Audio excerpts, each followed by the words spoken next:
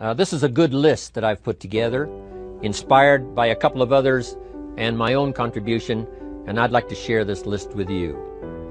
First, learning the power of purpose. A person who has purpose in their life, they have something to go for, some meaning. One writer described it, for some people it becomes a magnificent obsession. And for you and I, maybe it doesn't need to be that dramatic as a magnificent obsession. But it has to be something that does something to us, something that pulls us, especially into the future. You know, there are many influences on us. One is the influence of the past. Some people are always pulled back by the past. Some people are always pulled aside by the distractions. But here's what's powerful. If you have a list of high purpose in your life, it pulls you toward the future. And the more powerful the purpose is, the stronger it pulls.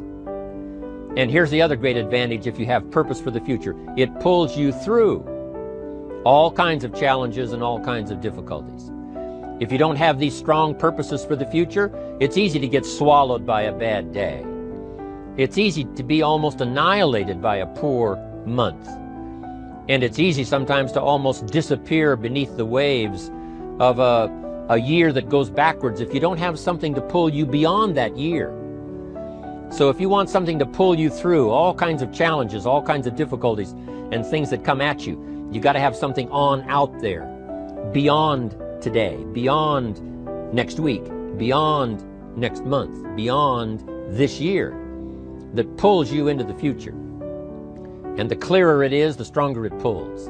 The more dynamic it is, the more it affects your life, your spirit, your heart, your soul.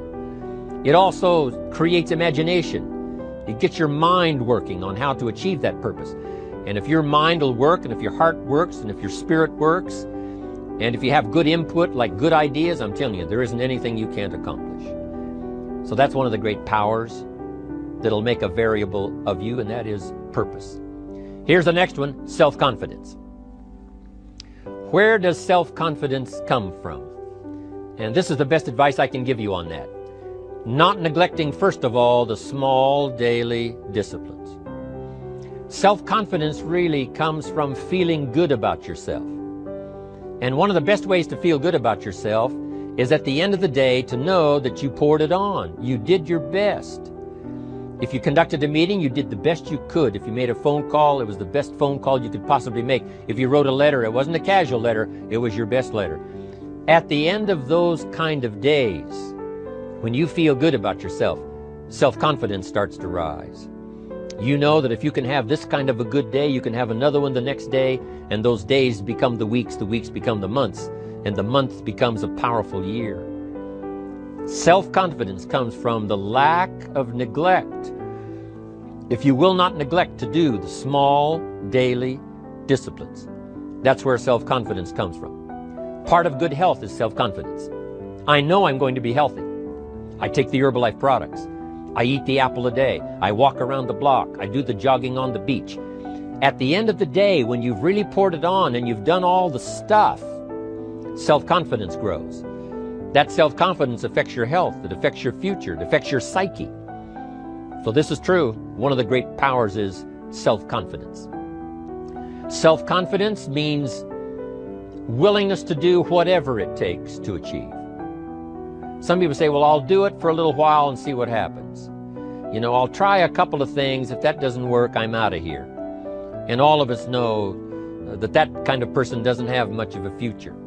But if you're willing to do whatever it takes, if I have to learn a couple of things, I will learn those things. If I got to learn 5 or 6 things, I'll learn all 6. If I have to take an extra class, I'll take an extra class. If I've got to read the books, I'll read the books. If I have to consult with people who know more than I know, I will do the necessary consulting. Whatever it takes, I will do. That starts to develop unbelievable self-confidence. Self-confidence also comes from the ability to rise above your circumstances, to rise above what happens, the petty little things, the discouraging things that would sink everyone else's ship except yours, that would cause someone else to quit early in the day, but you keep going. That kind of willingness to overcome all circumstances, whether it's the little challenges or the big challenges. If you're willing to do that, I promise you, this kind of power will work for you, and in you, the variable, it'll make a difference. The third on the list I had was enthusiasm. And here's what I wrote about enthusiasm. Enthusiasm that's powerful is mostly enthusiasm that is enthusiasm inside, 90%, 10% outside. We all know what the enthusiasm is like when somebody lets us see their enthusiasm, which is like the 90%, and only 10% of it is inside. But the enthusiasm that really affects people is not just being loud, but the enthusiasm that runs deep, the enthusiasm that comes from deep inside, created by self-confidence, created by purpose, created by genuine willingness to help other people. That kind of enthusiasm, knowing that you're going to get the job done, knowing you're going to affect people, knowing you're going to have testimonials flowing in from all kinds of directions. That kind of enthusiasm. A lot of it is quiet. A lot of it is unheard. And the 10% that's heard, it rings a bell. People call it genuine enthusiasm because they know that what you say in the outward display of your enthusiasm is only a small tip of the iceberg of the enthusiasm you feel inside that really motivates you to do the best job you can. Next on my list to help you become the powerful variable is expertise. Wanting to excel in all of the skills and settling for nothing less than an outstanding performance. If you're willing to be the best in your field, if you're willing to demand of yourself excellence in skills, to be the best that you can possibly be. In the training, do the best you possibly can. In doing a workshop, do the best you possibly can. Developing the skills of using your personality, developing the skills of language, developing the skills of influence, developing the skills of organizing. If you're willing to be an expert in all of the skills, Herbalife has the way for you to invest those skills and not only make a handsome living, not only make a lot of money, but if you would so desire and if it would be your purpose, a chance to make your fortune. Expertise, excellence in skills. Here was the next one on my list, making a powerful contribution to you, the variable, and that is preparation. Well prepared. And preparation, of course, involves a whole lot of things. A big share of our life is preparing, getting ready. When we go to the first grade in school, we're just preparing for the second grade. After we've finished 2 grades, the 2 grades prepare us for number 3. Sometimes it seems like a long, excruciating time. And the time will just seem like it'll never come when we can finally have the performance that we really want. But it takes time to prepare, it takes time to get ready. And the decisions you make in the preparation time, those are the decisions that last for a lifetime. Preparing to have a good day. It's that preparing, maybe the night before, maybe the couple of days before the day that you're going to put everything together. The preparation for a meeting means that you've taken it serious. The preparation for doing a workshop means you're serious about the workshop. You want to make the best contribution. That kind of preparation is important. But here's preparation that's very vital, and that is to prepare yourself for success. Life seemingly does not wish to waste success on the unprepared. Life says, why waste a fortune on this person? They're not prepared to do the right things with it. They're not prepared to use it wisely. If a fortune was bestowed upon this unprepared person, it would probably be wasted. The people that could have been touched won't be touched. What could have been done won't be done because this fortune will have been wasted on the unprepared person. So not only look for fortune, not only look for the promise, but prepare yourself and ask of yourself, what can I do to make myself ready? Because remember, life was designed not to give us what we want, not to give us what we need, but life was designed to give us what we deserve. Every value in life must be paid for, and those that pay are the ones that get it. It says those that give receive. Someone says, I wish to receive, I wish to receive. You don't have to concentrate on receiving. Just become a good giver. It says those that search will find. Someone says, well, I need to find some good ideas to help change my life for the future. Then to find good ideas, that doesn't come because you need them. It comes because you search for them. If you want good ideas, you got to go after them. You got to go to the class, you got to go to the workshop, you got to go to the training, go to the book, right? You got to go to the journal, right? Go where good ideas are being taught. Go searching, go looking, because good ideas are not going to be wasted on those that are not seeking, searching, well prepared. So, prepare yourself to be ready for fortune when it comes, to be ready for challenge when it comes, to be ready for opportunity when it comes. Opportunity comes along and passes by the person that is not well prepared. I want to prepare myself this year for next year. Yes, I wish to be effective this year, but I'm also thinking of ways, how could I be better? How could my ideas be more powerful? How could they be sharper, more clear? How could I reach some people next year that I perhaps can't reach this year? I haven't reached deep enough into my own soul to affect some people. Some people just pass by and say, hey, what a good speech. But how could I make it stronger than that, deeper than that, more powerful than that? I cannot be as powerful as I could be next year. You know, you can't go to the 10th grade in the 5th grade. You just got to go through the grades. But the more you are prepared, when the 10th grade finally comes, now you can cash in and get 2 times, 3 times, 5 times more value from it by being prepared. I want to do my best this year for Herbalife, but I also want to get ready for next year, 1999. And then when the year 2000 comes, at the turn of the century, I want to be well equipped by language, by instinct, by temperament, by personality, by influence, to really be valuable the year 2000, 2001, 2, 3, 4, 5. That's my goal. I'm sure it's your goal. Now here's the next one. There's great power in self-reliance. Self-reliance means you simply look mostly to yourself. It would be nice if someone just gave you this, gave you this, gave you this. It would be nice if everyone did their job exactly as they're supposed to do it. But here's what you've got to do. Primarily rely on yourself. Primarily say, I'm the person responsible. And I will learn the necessary skills so that I can help people learn their skills. If I need lots of people to do certain things to build my organization, that is what I must have.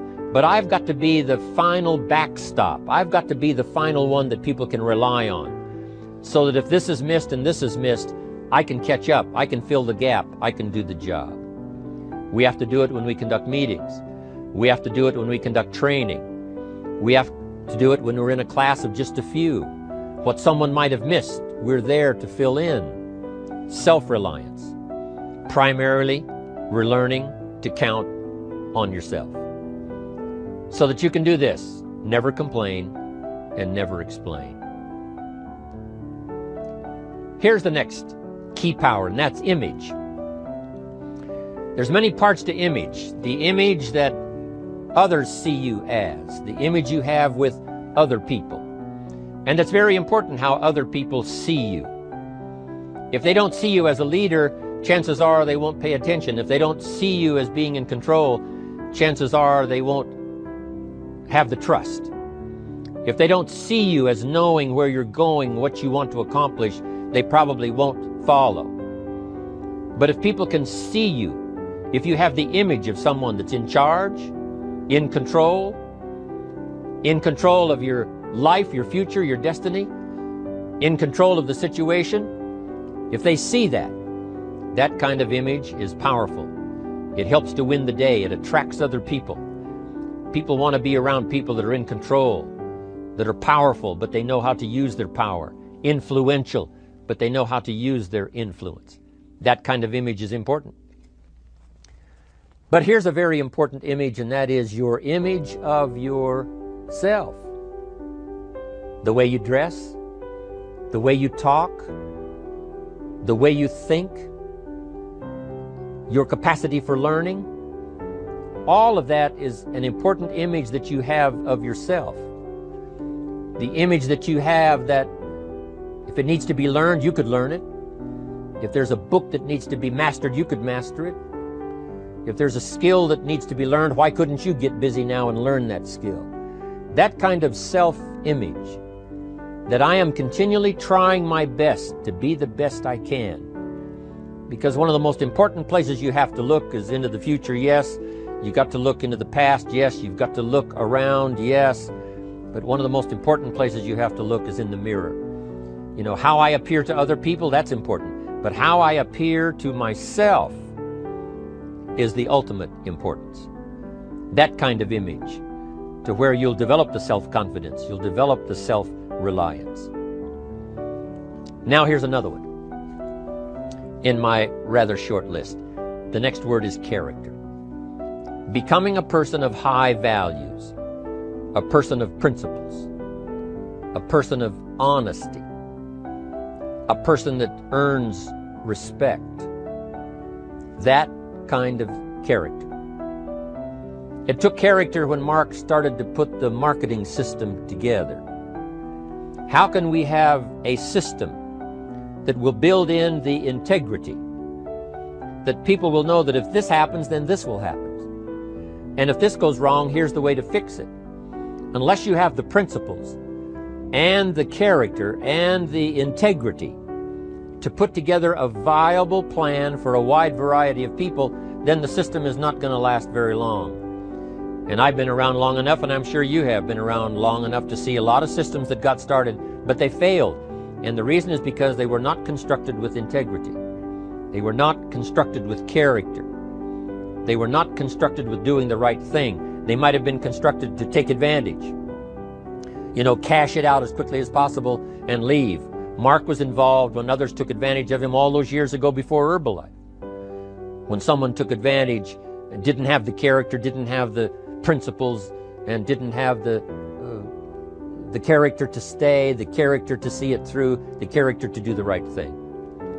So this is important, to develop the character within yourself, that people see you as honest, as fair, willing to do the right thing, willing to be helpful, but always willing to walk the center line, not to pass the line.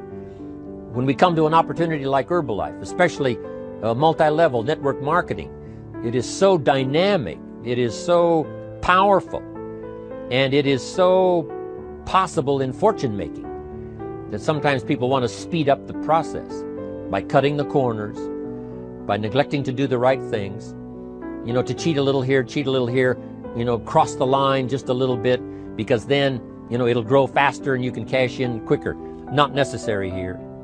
Doing Herbalife right will build your fortune longer and stronger than trying to cut the corners and not doing it right. If we'll have the integrity that Mark had when he started it, and keep perpetuating that we will do the right thing by the marketing system, the right thing by a distributor who has a customer and they take care of that customer belongs to that distributor. That kind of integrity in the marketing system, the kind of integrity we have among each other, the kind of character we have to rely on each other, because here's what we cannot do. We cannot do this by ourselves. Mark's got to count on me. I've got to count on Mark. We've got to count on the president's team. The president's team has to count on the chairman's club for advice and counsel. We have to count on the millionaire team, the tabulator team, the world team. We've got to count on the distributor. We've got to count on the distributor giving the right message to the potential customers. We've got to count on the distributor giving wise counsel to the new recruit, teaching them the right way, the Herbalife way, the principled way, the character way. Vitally important. Building and developing your own character. Now here's another one. It's called self-discipline. Self-discipline, all of us have a challenge with that. Because sometimes it's easy, and especially if you're working hard, doing the best you can, it's easy sometimes to let up and let it go. But remember, So many people, especially now that we're as big as we are around the world, are counting on what we do. At home office, they have to be careful. They have to be disciplined. It's easy for the person who ships the product from Herbalife says, oh, well, I'll wait until tomorrow to ship it. And then they go home and sleep like a baby. But the distributor who's waiting for that product doesn't sleep that night, or doesn't sleep when the product doesn't show on time. But if everybody will have the discipline to say, I will do the best job I can. I will make mistakes, of course, because we're all human, but I'll try to remedy those mistakes and do the best job I can. That kind of self-discipline that understands how important your part is in all of the functions that work. Coming to work on the set here, HBN, there's so many people that play a part. And each one of the parts that are played is necessary to put on the broadcast, make it viable, make it real, make it powerful. Any couple of them missing, and it would be a disaster. But all of it put together, and it works like a charm. Each person developing the self-discipline to do their part, do their job. Here's one more, and that is the power of extraordinary performance and demanding of yourself excellent results. This is so important. If you want to live extraordinary, you must do extraordinary. If you want an extraordinary income, you must do extraordinary things. If you want an extraordinary fortune, you must go with the demands of what it takes to have that fortune. Mark has made such a fortune, it's almost beyond comprehension what the numbers really are. But guess what he has the satisfaction of knowing? He earned it all. If he'd have been lax in the performance, Herbalife would not be here these 18 years later. Herbalife would have been a footnote in multi-level history. But because he performed year after year, the 3rd year and the 5th year, and the 7th year and the 10th year, and the 12th year and the 15th year, and now performing well in the 18th year, I'm telling you, that's what makes it such a viable fortune for Mark personally, of course, because he did the job. If we would ask of ourselves that kind of performance, and you've got to ask it of yourself. You know, I can't ask it of you. I would try to inspire you. I would try my best to share with you what it might taste like, what it's like to finally make your fortune. It happened for me. But here's what you must do. You must demand it of yourself. Society does not demand that you not have a heart attack. But if you want to escape having a heart attack, you must demand it of yourself. Society doesn't demand that you take Herbalife and improve your health. You have to demand it of yourself. Society doesn't demand that you jog around the block every morning. But if you want good health, you must demand it of yourself. Society doesn't demand that you read a couple of books a week and improve your intelligence and your knowledge. That you must demand of yourself. Society does not demand that you build a financial wall around your family nothing can get through. That's not a demand of society. But you must demand it, if you wish it, you must demand it of yourself. Society doesn't demand that you learn a list of 10 skills in order to ensure your own future and the future of your family. Society doesn't demand it, doesn't require it. It is not a law. But if you want the benefit, you must demand it of yourself.